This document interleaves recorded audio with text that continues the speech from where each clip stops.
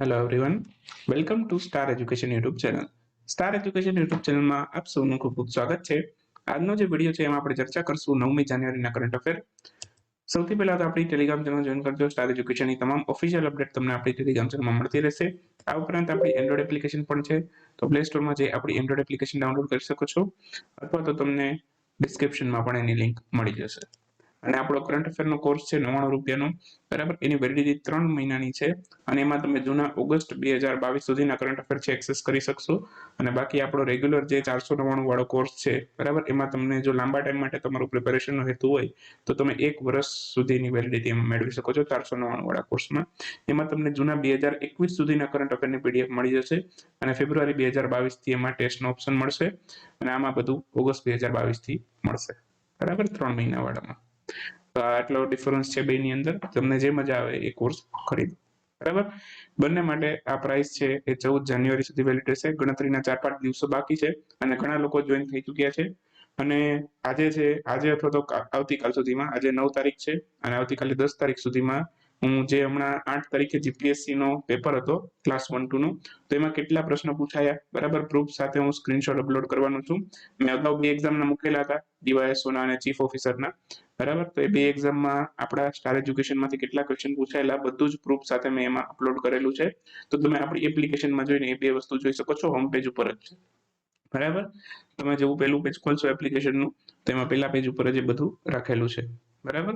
તો તમારે જો પ્રૂફ સાથે જોવું હોય તો જોઈ શકો છો. અને ક્લાસ 1-2 ના હમણાં 1 કે 2 દિવસની અંદર અપલોડ થઈ જશે કેટલું પૂછાયેલું, બરાબર. અને ગણતરીના 4-5 દિવસો બાકી છે. 14 જાન્યુઆરી પહેલા જોડાઈ જાઓ એપ્લિકેશનની અંદર, બરાબર. તો શરૂ કરીએ હવે આજનો વિડીયો. 14 જાન્યુઆરીના કરંટ અફેર, સોરી 9 જાન્યુઆરીના કરંટ અફેર. ઓકે, ચાલો. સૌથી પહેલો ક્વેશ્ચન છે, હાલમાં કયું રાજ્ય છે ભારતનું સૌપ્રથમ રાજ્ય બન્યું જેણે પોતાનું ગ્રીન ક્લાઇમેટ ફંડ છે એની સ્થાપના કરી છે? જો સૌથી પહેલું ગ્રીન ક્લાઇમેટ મિશન પણ આ રાજ્યે શરૂ કર્યું હતું. કયા રાજ્યની વાત કરું છું? તમિલનાડુની, બરાબર. તો સૌથી પહેલું ગ્રીન ક્લાઇમેટ ફંડ છે એ પણ તમિલનાડુએ શરૂ કર્યું છે ને ગ્રીન ક્લાઇમેટ મિશન પૂછે તો એ પણ તમિલનાડુએ શરૂ કર્યું છે. આ ભારતનું સૌથી પહેલું એવું રાજ્ય બન્યું છે જેમણે આ પ્રકારનું કાર્ય કરેલું છે. તો ગ્રીન ક્લાઇમેટ ફંડ, બરાબર, તમિલનાડુએ શરૂ કર્યું છે. આ ઉપરાંત ક્લાઇમેટ મિશન છે એ પણ તમિલનાડુએ પોતાનું શરૂ કર્યું હતું. ઓકે, હવે ગ્રીન ક્લાઇમેટ ફંડ વિશે થોડીક વાત કરી લઈએ. તો આની અંતર્ગત કેટલા રૂપિયાની જોગવાઈ કરેલી છે? તો 1000 કરોડ રૂપિયાની જોગવાઈ કરેલી છે. અને આ ઉપરાંત 1000 કરોડનો ગ્રીન શો કરવામાં આવેલો છે. ગ્રીન શો એટલે શું? તો જરૂરિયાત ઊભી થાય તો બીજા 1000 કરોડ છે આમાં ઉમેરી શકાશે. તો 1000 કરોડ રૂપિયાનો ગ્રીન શો એટલે મીન્સ કે પાછળથી જો એવું લાગે કે આ બહુ સારું કામકાજ છે, બરાબર, તો પાછળથી ફરી પાછા આ યોજનાની અંદર 1000 કરોડ ઉમેરી શકાશે, બરાબર. જેમ કે હું તમને ઉદાહરણ દઉં, માની લો કે તમારા મમ્મીએ તમને 1 કિલો બટેટા લેવા મોકલ્યા, બરાબર, અને તમને એમ કીધું સારા હોય તો બીજા હજી 1 કિલો લઈ લેજે. તો 1 કિલોનું તમને બીજો શું આપ્યું? ગ્રીન શો આપ્યો. ખ્યાલ આવ્યો? તો આ ખાસ ધ્યાન રાખજો. બાકી તમિલનાડુનું થોડુંક જૂનું રિવાઇઝ કરાવી દઉં. કાર્તિકેય દીપમ રથોત્સવ છે તમિલનાડુમાં ઉજવાયેલો હતો હાલમાં જ.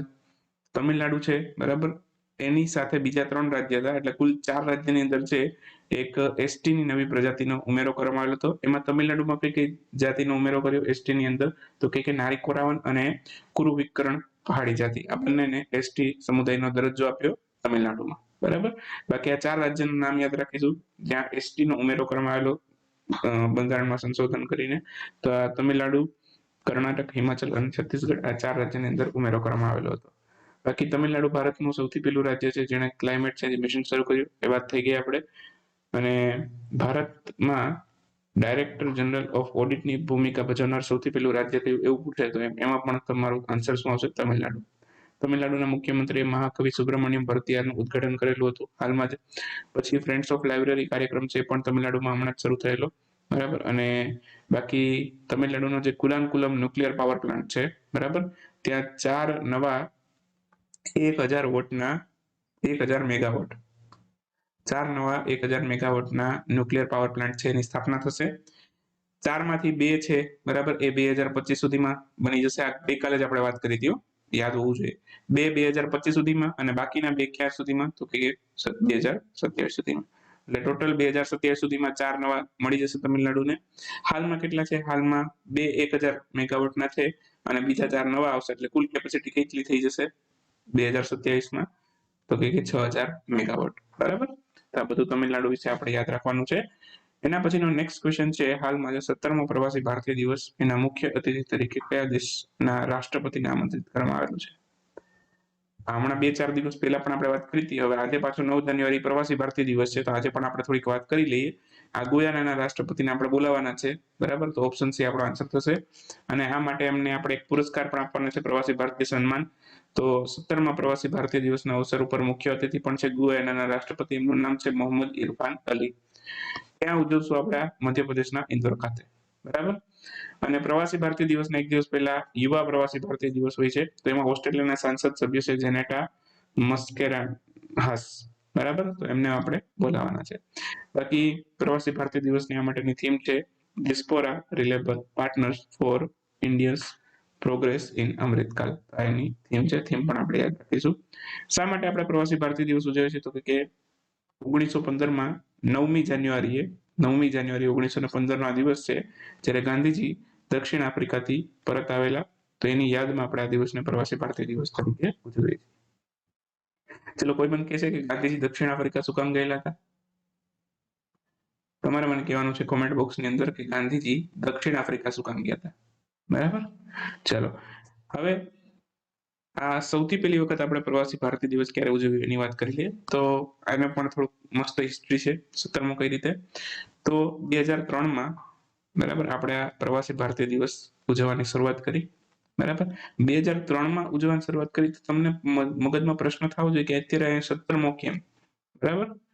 તો એનું પાછળની હિસ્ટ્રી એવી છે કે 2003થી શરૂ થયો અને 2014 સુધી આપણે દર વર્ષે આપણે આને ઉજવતા હતા, બરાબર। 2014 સુધી 2015માં પ્રધાનમંત્રી નરેન્દ્રભાઈ મોદીએ એવી જાહેરાત કરી દીધી કે હવે પછીથી આપણે પ્રવાસી ભારતીય દિવસ છે એ દર 2 વર્ષે એક વખત ઉજવશું। એટલે 15 પછી ક્યારે ઉજવાયો? 17માં ઉજવાયેલો, બરાબર। 17 પછી આપણે ઉજવ્યો 19માં, બરાબર। અને 19 પછી આપણે ઉજવેલો 2021માં લેટેસ્ટ ઉજવ્યો એ COVID-19 ના કારણે આભાસી રીતે ઉજવ્યો, તો એમાં કોઈ લોકેશન નહોતી, બરાબર। તો કોવિડ પછી આ સૌથી પહેલી વખત છે કે કોઈ લોકેશન ઉપર આપણે ઉજવીએ છીએ, અને એ લોકેશન છે ઇન્દોર, બરાબર। તો આ ખાસ યાદ રાખીશું, એટલા અગત્યના પોઈન્ટ છે, આમાંથી યાદ રાખવાના છે। કયા રાજ્યનું જગા મિશન એને UN habitat world habitat award આપવામાં આવ્યો છે? યુએન હેબિટેટનો વર્લ્ડ હેબિટેટ એવોર્ડ આપવામાં આવ્યો છે। તો આ રાજ્ય જગ્ગા મિશન છે, બરાબર, કયા રાજ્યનું છે? ઓડિશાનું છે। તો ઓપ્શન સી આપણો આન્સર થશે। હાલમાં જ ઓડિશા રાજ્યનું આ જગ્ગા મિશન છે, બરાબર, એને યુએન હેબિટેટનો વર્લ્ડ હેબિટેટ એવોર્ડ આપવામાં આવેલું છે। જગ્ગા મિશન શેના માટે છે? તો કે જૂની ઝોપડીઓ છે, બરાબર, એને રહેવા યોગ્ય મકાનમાં રૂપાંતર કરવું, તે માટેનું મિશન છે, જે ઓડિશાના 5T ઇનિશિયેટિવનો પણ એક ભાગ છે। બાકી યુએન હેબિટેટની વાત કરી દઉં તો એનું મુખ્ય મથક છે કેન્યાના નાયરોબીની અંદર આવેલું છે। કેન્યાના નાયરોબીની અંદર યુનાઇટેડ નેશન્સ એન્વાયરમેન્ટ પ્રોગ્રામનું પણ મુખ્ય મથક આવેલું છે, એ પણ યાદ રાખજો સાથે સાથે। અને બાકી વાત કરું તો ઓડિશા રાજ્યની સરકારે છે સ્લમ ફ્રી સ્ટેટ બનવાની પણ જાહેરાત કરેલી છે, બરાબર। અને હાલમાં ઓડિશાના કેટલા શહેરો છે કે જે સ્લમ ફ્રી થઈ ગયા છે? તો 8 શહેરો છે જે સ્લમ ફ્રી થઈ ગયા છે, એટલે કે ઝોપડી મુક્ત થઈ ગયા છે, બરાબર। તો ઝોપડી મુક્ત બનવા અંગેની જાહેરાત ઓડિશાની સરકારે કરેલી છે, અને એના માટે કોઈ ડેડલાઇન નથી આપી, પણ બનશે એવો એક જાહેરાત કરી દીધી છે, બરાબર। બાકી ઓડિશાની થોડીક વાત કરી દઉં તો ઓડિશા રાજ્ય છે એના 19 શહેરોમાં ડ્રિંક ફ્રોમ ટેપ એટલે કે પીવાનું પાણી શુદ્ધ નળ મારફત 24 કલાક મળશે। 19 શહેરો એવા બની ગયા છે કે પીવાનું પાણી 24 કલાક નળ મારફત મળે છે। અને સૌથી પહેલું કયું બન્યું હતું? સૌથી પહેલું બન્યું હતું પુરી। બાકી ઓડિશા રાજ્યની અમલાન યોજના છે, એનું નામ છે એનિમિયા મુક્ત લક્ષ્ય અભિયાન, ઓકે। અમલાન યોજના છે એ ઓડિશા રાજ્યની છે। બાકી ઓડિશા રાજ્યની સરકારે પ્રારંભ નામની નીતિ બાળકો માટે શરૂ કરી હતી। અને બાલીજાત્રા મહોત્સવ છે એ પણ ઓડિશામાં હાલમાં ઉજવાયેલો હતો, અને અગ્નિ 3 અને અગ્નિ 5 મિસાઇલનું સફળ પરીક્ષણ પણ ઓડિશા ખાતેથી કરવામાં આવેલું હતું। તો આટલા અગત્યના પોઈન્ટ ઓડિશા વિશે છે જે આપણે યાદ રાખવાના થાય। હાલમાં કયા રાજ્યના રેલવે સ્ટેશન છે એને FSSAI દ્વારા 5 સ્ટાર ઈટ રાઇટ રેલવે સ્ટેશનનો દરજ્જો આપવામાં આવ્યો છે? તો 5 સ્ટાર ઈટ રાઇટ રેલવે સ્ટેશનનો દરજ્જો હાલમાં જ મળેલો છે વારાણસી રેલવે સ્ટેશનને। બાકી વડોદરાને મળેલું છે, ભોપાલને 4 સ્ટાર રેટિંગ મળેલું છે, બરાબર। આ બધું ખાસ યાદ રાખજો। તો હવે વાત કરીએ 5 સ્ટાર ઈટ રાઇટ સ્ટેશનનો દરજ્જો વારાણસી રેલવે સ્ટેશનને મળેલો છે, ક્યાં આવેલું છે એવું પૂછે તો ઉત્તર પ્રદેશમાં। કોના દ્વારા મળેલું? તો કે FSSAI દ્વારા મળેલું। હવે અન્ય કયા સ્ટેશન છે જેને 5 સ્ટાર ઈ ટ્રેડ સ્ટેશનનો દરજ્જો મળ્યો છે? તો સૌથી પહેલું એમાં હતું Anand Vihar terminal railway station, જે દિલ્હીમાં આવેલું છે. પછી છત્રપતિ શિવાજી ટર્મિનસને અને મુંબઈ સેન્ટ્રલ રેલવે સ્ટેશનને મળેલું હતું.